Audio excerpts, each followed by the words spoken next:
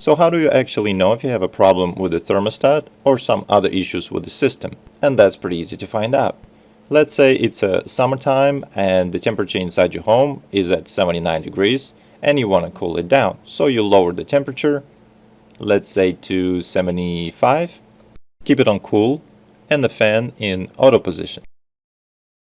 And at this time you would expect to see some cool air coming out from your air vent, but I don't see any. And the same thing applies for the winter time. If it's 79 degrees at home and you want to raise it up to, for example, 82, and you obviously want to switch it to heat. And now you would expect warm air coming out from your air vent. And if you don't see any air movement, the next step would be to keep on heat or cool, it doesn't matter, but switch the fan from auto position to on position. With this setting, your fan should start blowing regular home air non-stop, regardless of the temperature settings you have on your thermostat, whether it's for cooling or heating. And if you still don't feel any air coming out, there is a chance you have a bad thermostat, but it's not conclusive just yet. To find out exactly, you need to remove the faceplate from your thermostat. Some of the plates can be removed from the bottom up, but this one comes straight out. Just grab it on both sides and pull it out. With the faceplate out of the way, you will see a bunch of wires.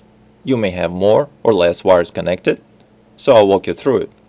If your C terminal is connected, with the wire sticking out from the letter C, it powers up your thermostat, so you don't really need the batteries, unless you want to preserve some settings on programmable thermostats in case of power failure.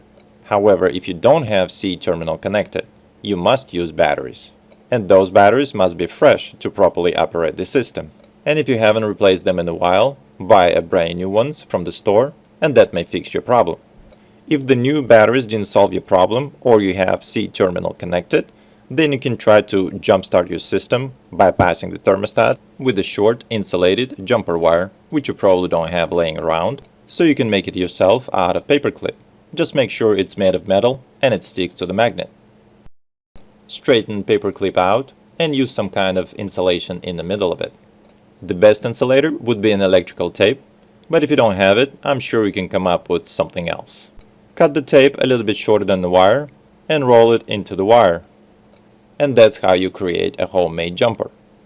You will be working with a very low voltage at about 24 volts, so even if you accidentally touch where you're not supposed to, it's not going to hurt you that much. But please do not touch that C terminal if it is connected, as in my case, because you will short and blow the fuse. Now, to jumpstart your system, you need to connect two terminals. Let's start with R terminal and G terminal.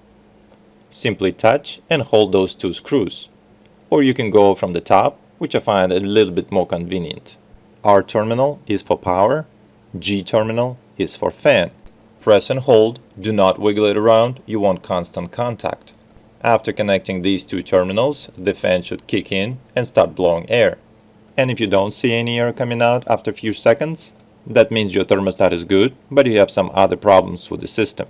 And here is scenario number 2. When you connect R terminal to G terminal, once again, wait for a few seconds, and you actually feel or see that the fan is blowing. That means you successfully bypassed the thermostat and jump-started the system, which indicates that your thermostat is bad and needs to be replaced. But only the front faceplate is bad. The base is still good.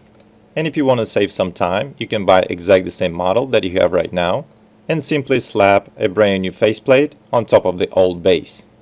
And if you choose to buy a different model, then obviously you will need to do the full installation, which can easily be done by yourself. And if you found this video helpful, please share it with your friends, subscribe, and also hit the like button. Thank you.